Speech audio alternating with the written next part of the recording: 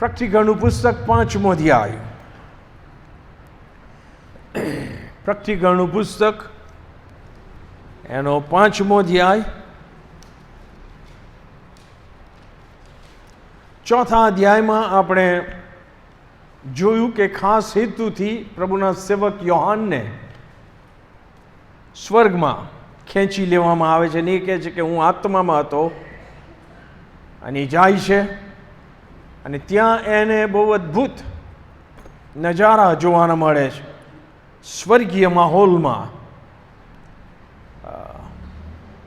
લખ્યું છે એ પ્રમાણે રાજ્યાસન દેખાય છે.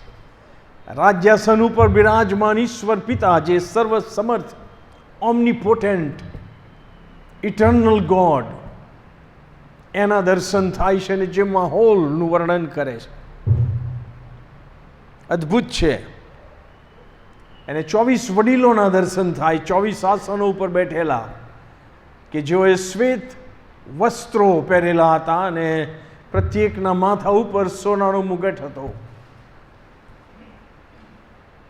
પ્રાણીઓ દેખાય છે, દેવદૂતો ઈશ્વરની સ્તુતિ કરતા દેખાય છે, અને એ સ્તુતિમાં એ 24 વડીલો પણ સામેલ થાય છે. ત્યાં દર્શન પૂરું થતું નથી, એ દર્શન આગળ જાય છે, કે જે આપણે 5મા અધ્યાયમાં વાંચીએ છીએ. અને હું એની 1 થી 4 કલમ વાંચવા માગું છું. જો આપ લોકોએ બાઇબલ ખોલ્યો હોય તો આપણે ઊભા થઈએ, આપણા બાઇબલ ઊંચા કરીએ, આપણો કરાર ગંભીરતાથી તાજો કરતા બોલીએ, બોલ યહોવા, કેમ કે તારો સેવક સાંભળવાના માટે અને પાડવાના માટે તૈયાર છે. આમેન. રાજ્યાસન પર જે બેઠેલા હતા તેમના જમણા હાથમાં મેં એક ઓળિયું જોયું, એવું જોન કહે છે, યોહાન. તે અંદરની તથા બહારની બંને બાજુએ લખેલું હતું અને 7 મુદ્રાથી મુદ્રિત કરેલું હતું. મેં એક બળવાન દૂતને જોયો અને તેણે મોટે સ્વરે પોકારીને કહ્યું, આ ઓળિયું ઉઘાડવાને અને તેની મુદ્રા તોડવાને કોણ યોગ્ય છે? પણ આકાશમાં અથવા પૃથ્વી પર અથવા પૃથ્વીની નીચે એ ઓળિયું ઉઘાડવાને અથવા તેમાં જોવાને પણ કોઈ સમર્થ ન હતો. યોહાન કહે છે કે હું બહુ રડ્યો, કારણ કે તે ઓળિયું ઉઘાડવાને અથવા તેમાં જોવાને કોઈ યોગ્ય જડ્યો નહીં. ભલા આપણે બોલીએ આમેન અને બેસીએ. આમેન. બેસો. Thank you. કાલ ઘણી બધી કોમેન્ટ્રીઝ વાંચી અને સમજવાની કોશિશ કરી, અને પછી જેટલું મને યાદ રહ્યું, જેટલું પ્રભુની કૃપામાં મને સમજાયું, એટલું હું આપ લોકોને સમજાવવા માગું છું. કારણ કે હું ફરીને ફરી એક જ વાત કહીશ કે પ્રકટીકરણનું પુસ્તક પ્રભુ પવિત્ર આત્માની મદદથી સમજવું સહેલું છે. એટલું પણ સહેલું નથી, પણ એટલીસ્ટ આપણે કંઈક તો સમજી શકીએ છીએ, હા કે ના? એ દિમાગમાંથી કાઢી નાખજો કે અઘરું છે. 5મા અધ્યાયની પહેલી કલમમાં લખવામાં આવ્યું છે કે રાજ્યાસન પર જે બેઠેલા હતા તેમના જમણા હાથમાં મેં એક ઓળિયું જોયું, અને તે અંદરની તથા બહારની બંને બાજુએ લખેલું હતું અને 7 મુદ્રાથી મુદ્રિત કરેલું હતું. અત્યાર સુધી સ્વર્ગીય, આશીર્વાદિત, પવિત્ર, આંખોને આજી નાખે એવો માહોલ એણે જોયો છે. યસ ઓર નો?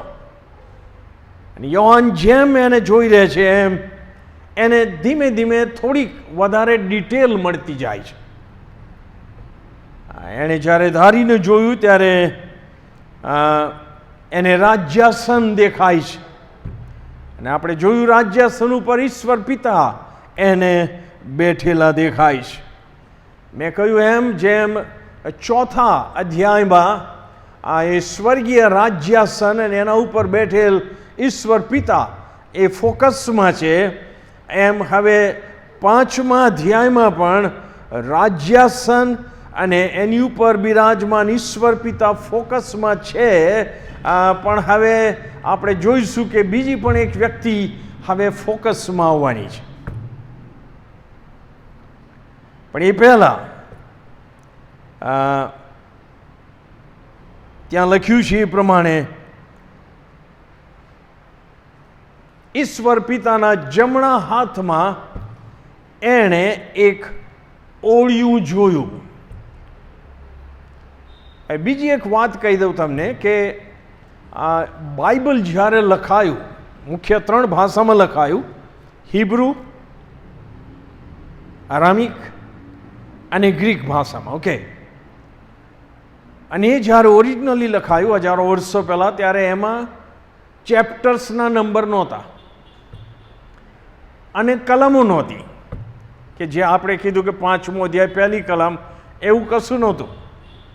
તમે પુસ્તક ખોલો એટલે તમારે સળંગ એને વાંચવું પડે. યસ ઓર નો?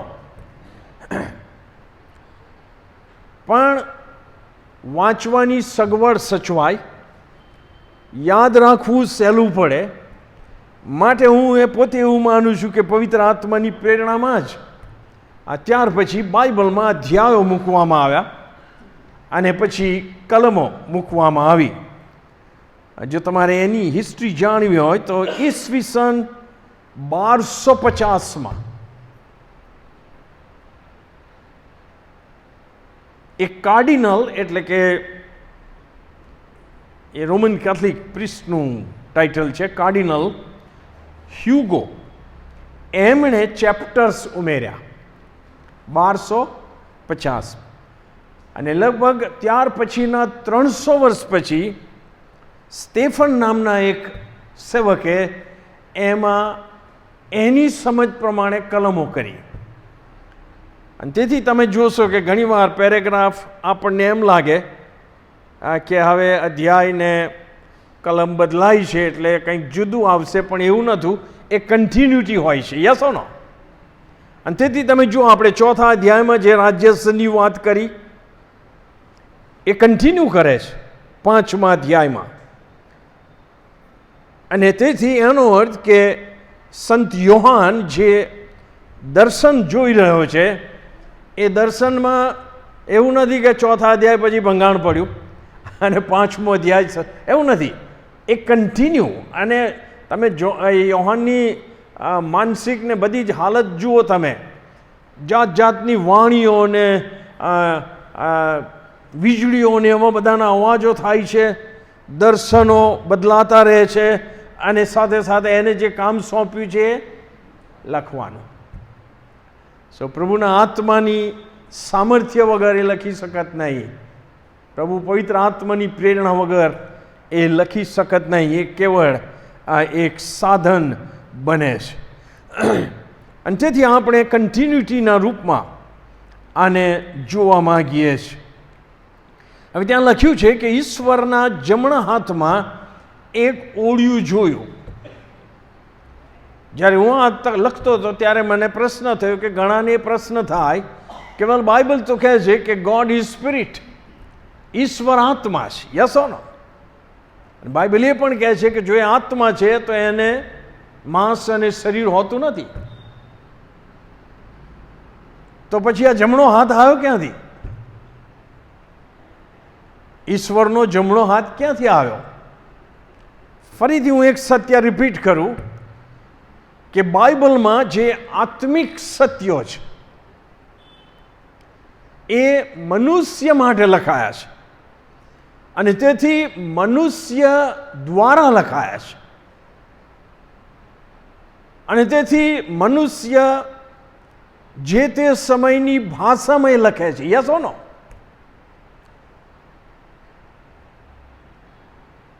કે જે બહુ અઘરું છે. અને તેથી મનુષ્યની સમજ માટે એ લખાયું છે કે ઈશ્વર પિતાના જમણા હાથમાં એક ઓળિયું હતું. Okay? Are you with me or not?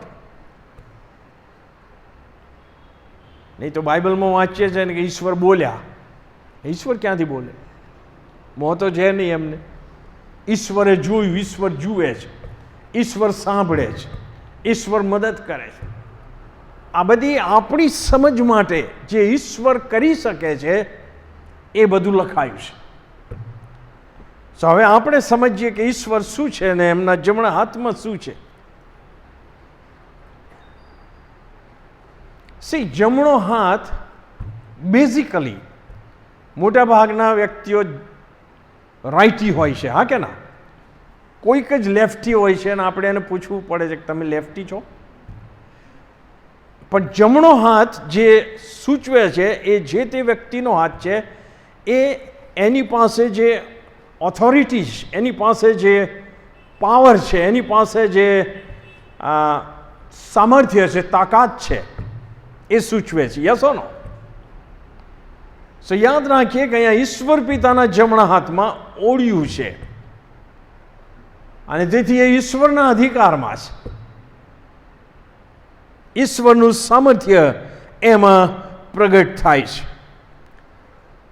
એક સેમ્પલ કલમ તમને આપું. જ્યારે મિસ્રની ગુલામીમાંથી ઈશ્વર યહોવા મૂસાનો ઉપયોગ કરીને ચમત્કારિક રીતે ઇસ્રાએલ હિબ્રુ લોકોને મિસ્રમાંથી બહાર કાઢી લાવ્યા અને લાલ સમુદ્ર પાર કરાવ્યો, ત્યાર પછી મૂસા અને લોકોએ ઈશ્વરના સ્તુતિગાન ગાયા.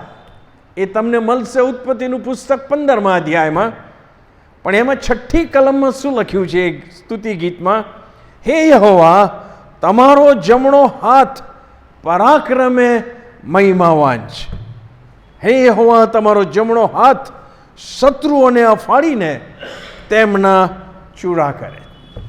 સો the right hand of God is authority, power, strength of God. Yes or no? એમનો જે અધિકાર છે એની ત્યાં આગળ જાણે કે વાત કરવામાં આવે છે. ત્યાર પછી લખ્યું છે, ઓકે, આ પહેલા અધ્યાયમાં જો આપણે જઈએ તો તે યોહાનને પ્રભુ ઈસુ ખ્રિસ્ત, ઉત્થાન પામેલા પ્રભુ ઈસુ ખ્રિસ્તના દર્શન થાય છે. Yes or no? અને એ દિવ્યો મધ્યે કે છે કે હતા. દિવ્યો એટલે 7 દિવ્યો એટલે 7 મંડળીઓ, અને એમના જમણા હાથમાં 7 તારા હતા કે છે. સો એ મંડળીઓના જે મેસેન્જર હતા, મંડળીઓના જે લીડર્સ અથવા સેવકો હતા, એ એમના જમણા હાથમાં હતા. યસ ઓર નો? એ દર્શાવે છે કે મંડળી એ ઈસુ ખ્રિસ્તના અધિકાર નીચે છે. હું એમાં અત્યારે ડિટેલમાં જઈશ નહીં, પણ જ્યારે ઈશ્વર પિતાના જમણા હાથમાં ઓળિયાની વાત કરવામાં આવી છે ત્યારે એને આ દ્રષ્ટિકોણથી આપણે જોઈએ એ બહુ યોગ્ય છે.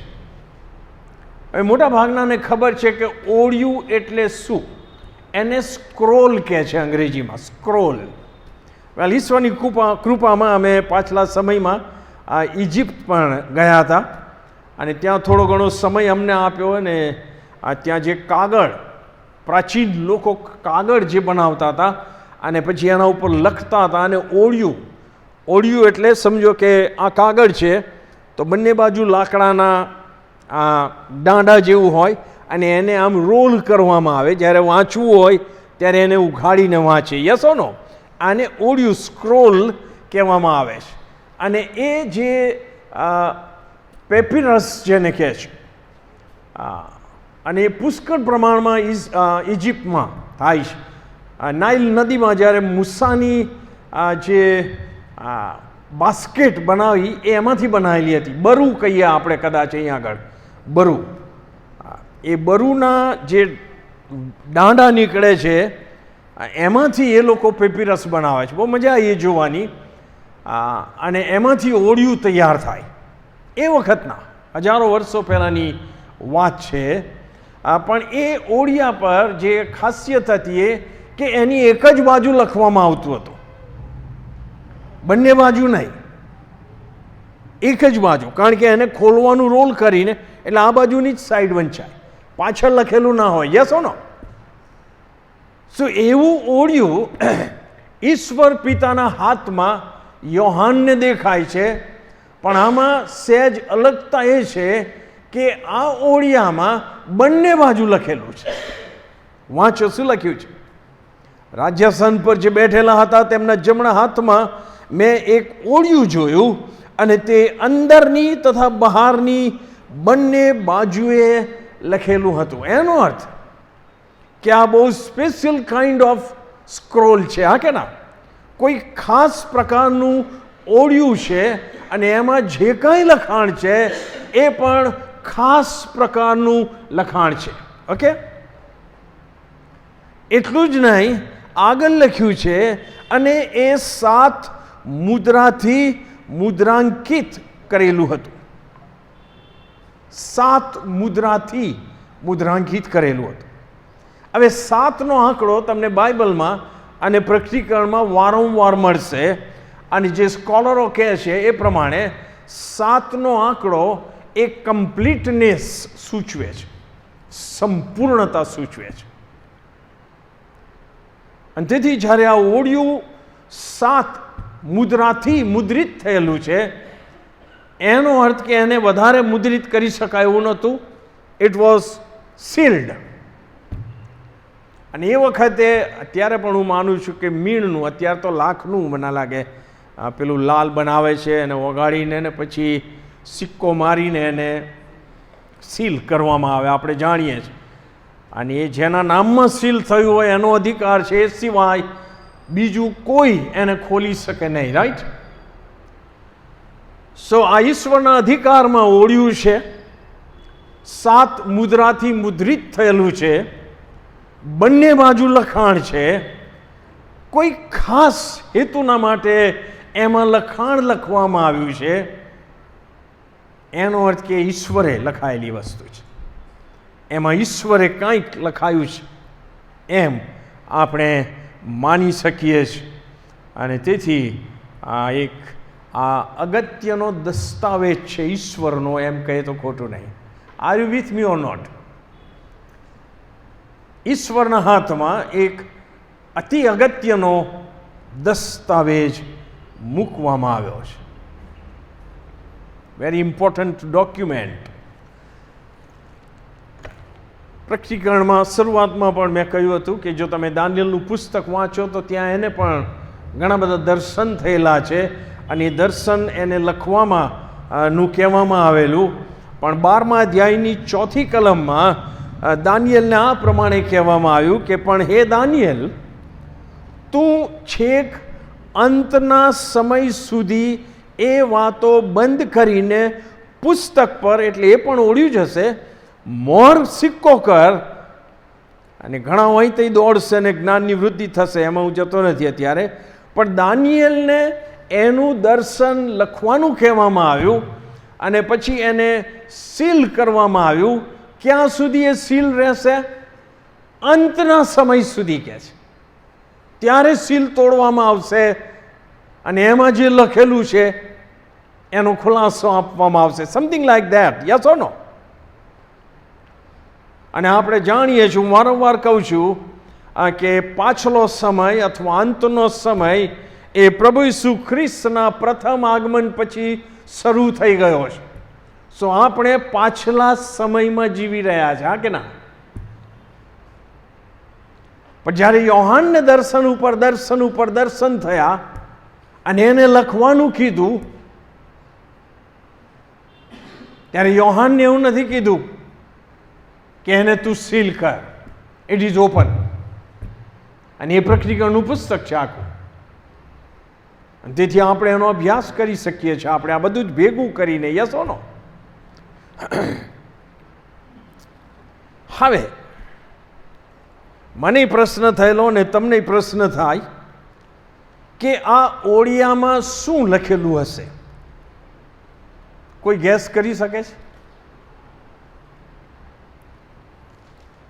આપણે જોયું કે ઈશ્વરનું ઓળિયું છે, ઈશ્વરના અધિકારમાં છે, એને અંતના સમય માટે સીલ કરવામાં આવ્યું છે. તો કયું લખાણ હશે એમાં? હું ફરીથી કહું કે બાઇબલને સમજાવે છે એ રીતે જ વાંચજો સાહેબ.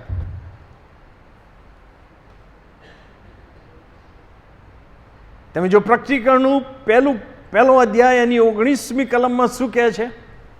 ખોલો તમે. એને શું લખવાનું કીધું છે? પ્રકટીકરણ 1 અને 19 યોહાનને તે જે જોયું છે, એટલે કે એણે ઈસુ ખ્રિસ્તના દર્શન કરેલ એ લખ, અને જે છે અત્યારે મંડળીઓ, 7 મંડળીઓ, અને હવે પછી જે થશે તે સર્વ લખ. એણે પહેલા અધ્યાયમાં તો પહેલું લખી નાખ્યું, બીજા ત્રીજા અધ્યાયમાં મંડળીનું લખી નાખ્યું, પણ હવે પછી જે થવાનું છે એ લખવાનું એને બતાવશે ને ઈશ્વર. અરે બોલો ના, તમે 4થો અધ્યાય ખોલો. જ્યારે યોહાનને ઉપર બોલાવવામાં આવ્યો ખાસ હેતુથી, ત્યારે શું લખ્યું છે ત્યાં? 4થો અધ્યાય 1લી કલમ. એ બનાવો બન્યા પછી મેં જોયું તો જુઓ, આકાશમાં એક દ્વાર ઉઘાડેલું હતું, અને જે પહેલી વાણી મેં સાંભળી તે રણશિંગડાના અવાજ જેવી મારી સાથે બોલતી હતી. અને એ વાણીએ શું કહ્યું? અહીં ઉપર આવ, અને હવે પછી જે થવાનું જ છે તે હું તને બતાવીશ. તો અહીંયા કંઈક ચાવી મળે છે તમને ને મને. હવે પછી જે થવાનું છે તું લખ. હવે પછી જે થવાનું છે, થવાનું જ છે એ હું તને બતાવીશ. તો હું પર્સનલી એવું માનું છું કે યોહાન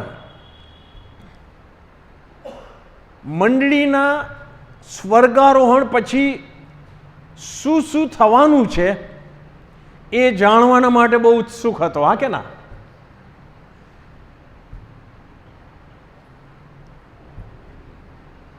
અને આ ઓડિયામાં એ લખાણ હતું. આપણે શીખીશું 6થા અધ્યાયથી આગળ, તમને ખ્યાલ આવશે. પણ એમાં એક પ્રોબ્લેમ ઊભો થયો, અને એ પ્રોબ્લેમ બીજા અને ત્રીજા કલમોમાં તમને મળશે. બીજી કલમ, મેં એક બળવાન દૂતને જોયો, અને તેણે મોટે સ્વરે પોકારીને કહ્યું, આ ઓળિયું ઉઘાડવાને અને તેની મુદ્રા તોડવાને કોણ યોગ્ય છે? A powerful angel of God. Yes or no? આમાં એક એન્જલની તાકાત બહુ છે, બાઇબલ કહે છે એ પ્રમાણે. સ્ત્રીઓ કહે છે કે કબર આગળનો મૂકેલો એટલો મોટો પથ્થર કોણ ખસેડશે? અને દૂત એને આમ ગબડાઈને એની ઉપર બેઠેલા. યસ હો નો? એ પ્રમાણેની પણ તાકાતનો આપણે વિચાર કરી શકીએ છીએ. પણ અહીંયા બળવાન દૂત છે, અને એણે પોકાર કર્યો કે આ ઈશ્વર પિતાના જમણા હાથમાં જે ઓળ્યું છે એ ઉઘાડવાને અને તેની મુદ્રા તોડવાને કોણ યોગ્ય છે? પ્રોબ્લેમ શું છે? મુદ્રા છે, ઈશ્વરે મારેલી મુદ્રા છે, એને તોડવાની છે. તો ઈશ્વરના અધિકાર વગર તો કોઈ તોડી શકે નહીં. સો આ પ્રોબ્લેમ આખો ઊભો થયો છે અહીંયા, કે આ ઉઘાડે કોણ, મુદ્રા તોડે કોણ? 7, અને 7 મુદ્રા તોડે તો જ ઓળિયાની લખાણ વાંચી શકાય, સમજી શકાય. જે પોકાર કર્યો એ આકાશમાં ગયો, પૃથ્વી પર ગયો, અને પૃથ્વીની નીચે ગયો કહે છે. વાંચો આગળ શું કહે છે? 3જી કલમ, પણ આકાશમાં અથવા પૃથ્વી પર અથવા પૃથ્વીની નીચે એ ઓળિયું ઉઘાડવાને અથવા તેમાં જોવાને કોઈ સમર્થ ન હતો. મને વિચાર આવ્યો કે બળવાન દૂત જેણે પોકાર પાડ્યો એણે જ ખોલી નાખવું હતું ને, એની પાસે અધિકાર નહોતો. હા કે ના? એ અધિકાર ઈશ્વર તરફથી મળેલો હોવો જોઈએ. અને આકાશમાં સ્વર્ગદૂતોમાં કોઈ છે નહીં, માઇકલ એન્જલ પણ નહીં, જે વોરિયર કહેવાય છે. નાવ પૃથ્વી ઉપર કોઈ એવો સમ્રાટ થયો નથી કે જે ઓળ્યું ઉગાડી શકે મુદ્રા તોડીને, અને પૃથ્વીની નીચે પણ નથી કોઈ, ઠેઠ ઊંડાણમાં લઈ જાય છે. સો ટૂંકમાં nobody is there to break the seals and to open the scroll. કોઈ નથી.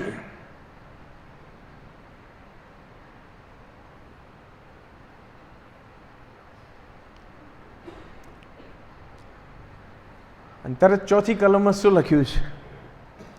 હું બહુ રડ્યો. યોહાન કહે છે હું બહુ રડ્યો.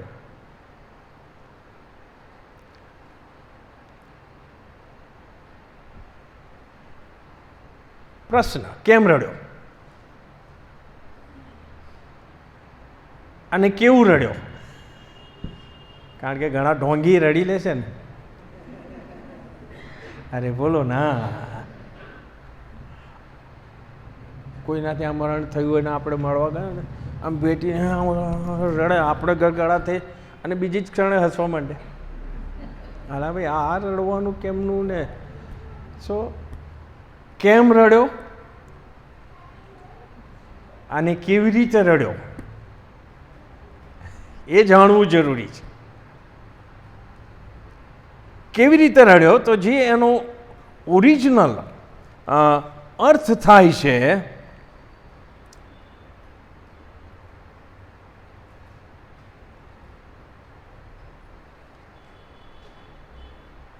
એ થાય છે કે એણે હી વોઝ સોબિંગ. તમે રડતા રડતા ખબર છે માણસ ડુસકા નીકળે ને, એનાથી જ્યારે સમજની સહનની બહાર જ્યારે રડે ત્યારે ડૂમો ભરાઈ જાય, ડુસકા આવે. જેન્યુઆઇન રડવાનું છે, આક્રંદ વાળું એ રડી રહ્યો છે. મોટેથી વિલાપ કરતો હોય અથવા શોકમગ્ન થઈ ગયો હોય એ રીતે એક નાના બાળકની પેઠે રડી રહ્યો છે યોહાન.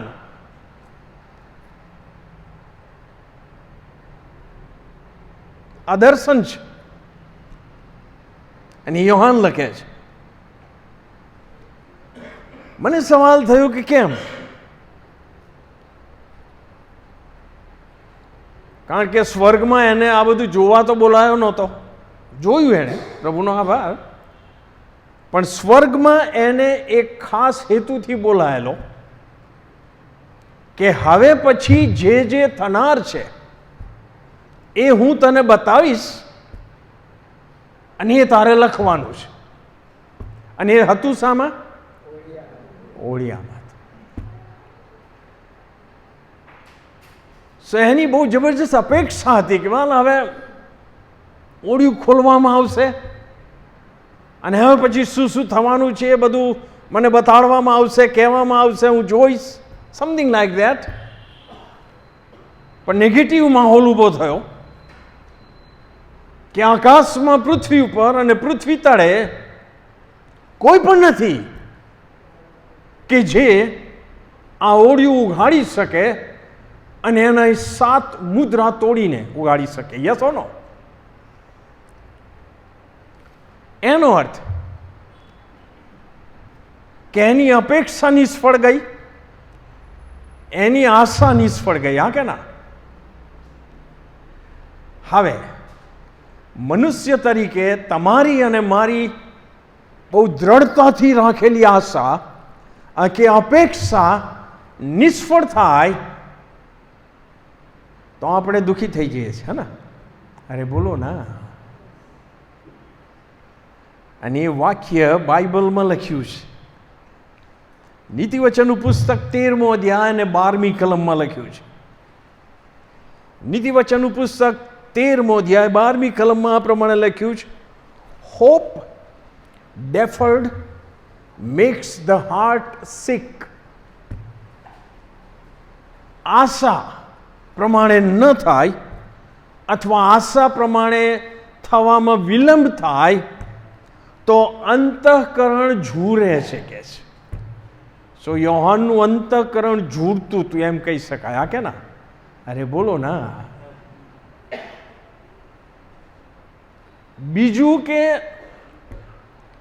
એને હવે પછી શું શું થશે એ જાણવાની બહુ ઉત્કંઠા હતી. બાય ધ વે, ભવિષ્ય જાણવાની બધાને ઉત્સુકતા હોય છે ને, કોઈ ના કહેશો.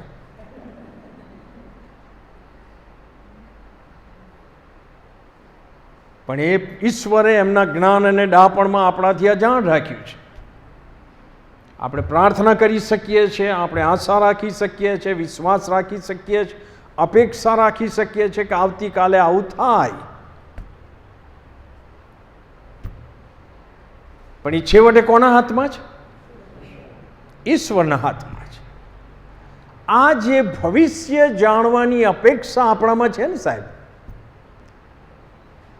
એનો શૈતાન ભરપૂર ઉપયોગ કરી રહ્યો છે.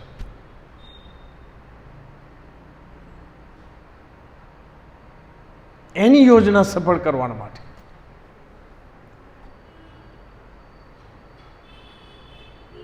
જોશીઓ ભલે કહેતા કે બધું સાયન્સ છે, anyway we don't have to believe that, right? રાશિઓ ભૂલથી પણ પેપરમાં તમારા નામના અક્ષરવાળી રાશિ વાંચશો નહીં. ભૂલથી નહીં. તમે સાંભળો છો હું કહું છું? કારણ કે પહેલાં પહેલું તમારું ને મારું નામ રાશિ પરથી પડ્યું નથી. જો તમારા મા બાપે પાડ્યું હોય તો ધન્ય છે એમને.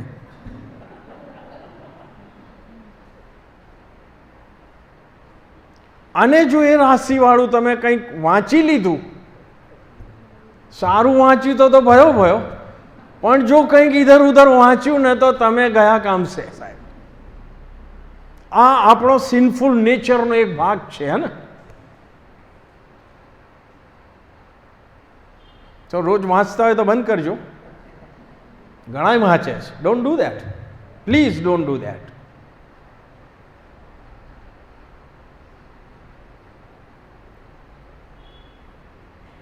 હાથ બતાડવા જશો નહીં.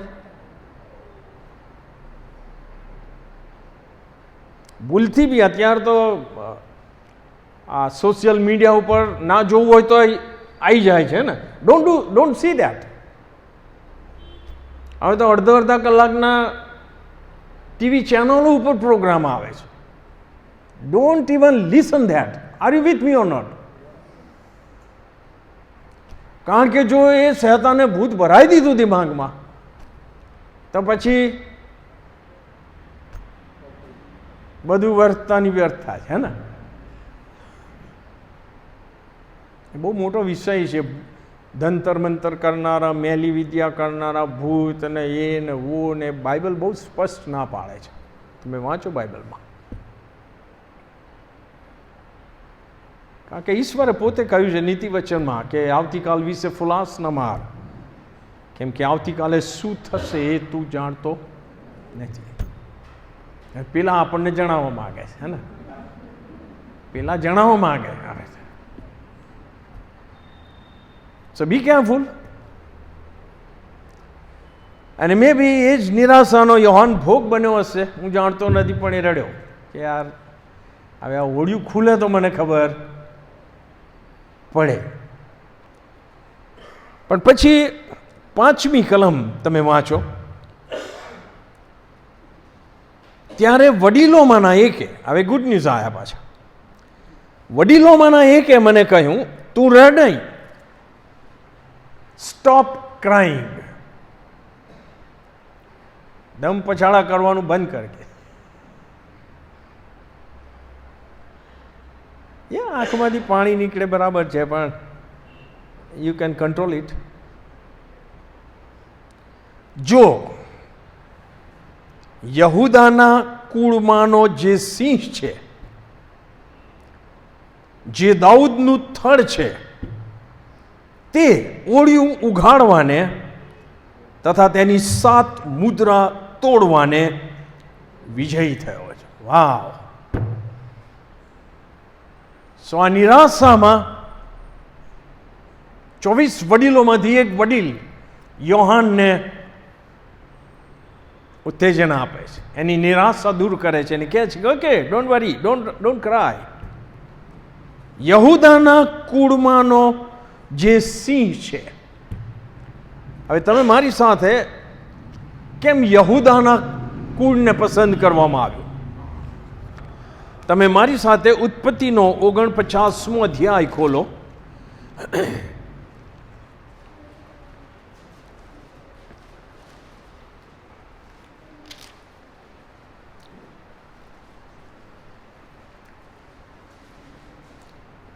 ઉત્પત્તિ 49 તેની પહેલી કલમમાં લખ્યું છે, અને યાકૂબે તેના દીકરાઓને બોલાવીને કહ્યું, જેમાંથી ઇસરાયેલના 12 કુળો આવ્યા. Yes or no?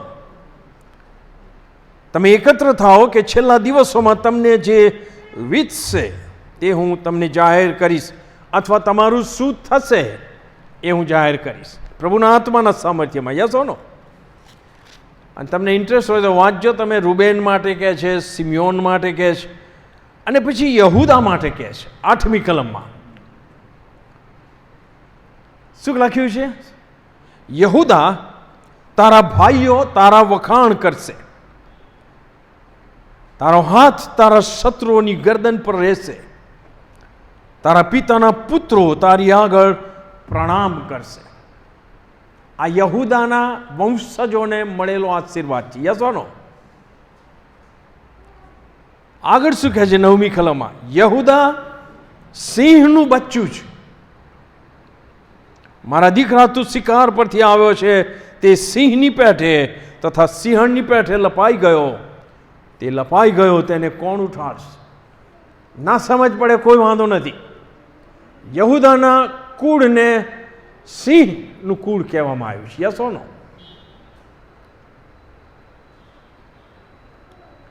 અને અહીં આગળ શું લખે છે? 5મી કલમ, જો યહૂદાના કુળમાંનો જે સિંહ છે, આપણે શોધી કાઢીએ. અને પછી લખ્યું છે જે દાઉદનું થડ છે, તે ઓળિયું ઉઘાડવાને તથા તેની 7 મુદ્રા તોડવાને વિજયી થયો છે ઓલરેડી.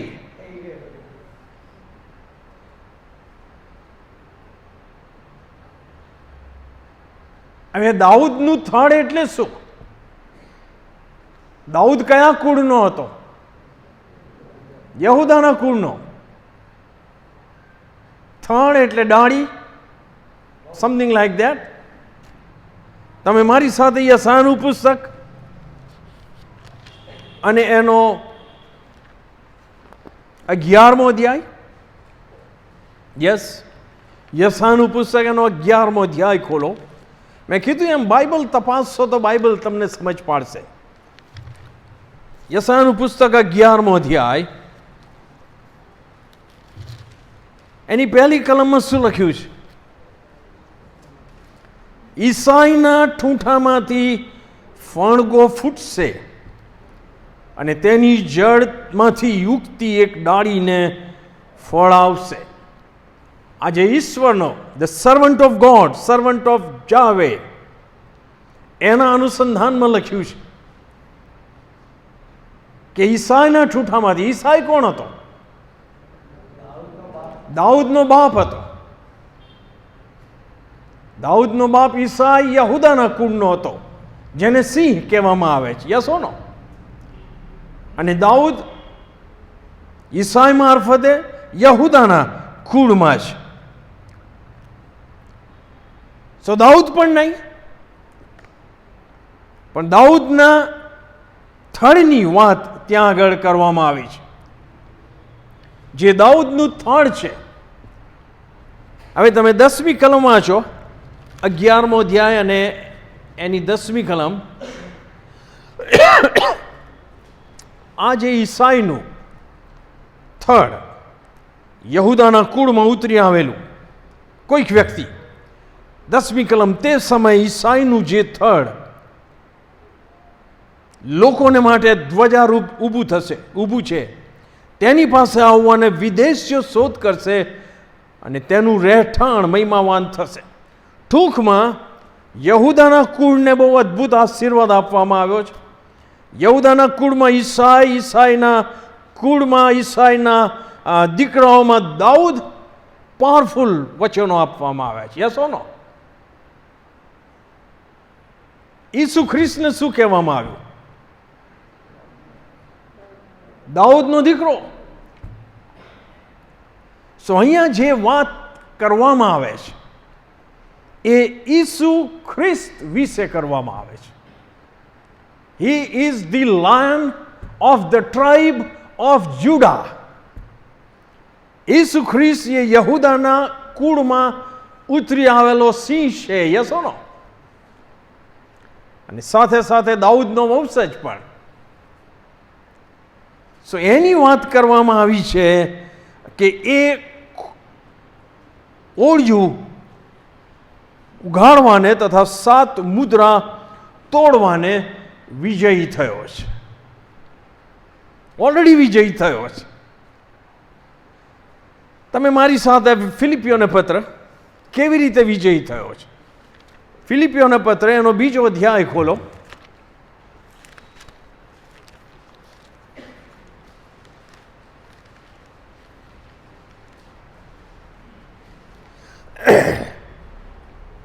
આપણે જાણીએ છીએ કે ઈસુ ખ્રિસ્ત માટે લખવામાં આવ્યું છે. યસ ઓર નો? પોતે દેવના રૂપમાં છતાં દેવ સમાન હોવાનું પકડી રાખવાને ઈચ્છ્યું નહીં, વગેરે વગેરે વગેરે. અને એમ વધસ્તંભના મરણને આધીન થઈને પોતાને નમ્ર કર્યો. 9મી કલમ, એણે ઓલરેડી વધસ્તંભ ઉપર વિજય મેળવી લીધો છે. એના લીધે શું થયું? એને કારણે ઈશ્વરે, એટલે ઈશ્વર પિતાએ ઈસુને ઘણા ઊંચા કર્યા અને સર્વ નામો કરતાં તેમણે તેમને એવું શ્રેષ્ઠ નામ આપ્યું કે આકાશમાંના, ભૂમિ પરના તથા ભૂમિ તળેના સર્વ ઈસુને નામે ઘૂંટણે પડીને નમે અને ઈશ્વર પિતાના મહિમાના માર્થે દરેક જીભ કબૂલ કરે કે ઈસુ ખ્રિસ્ત પ્રભુ છે.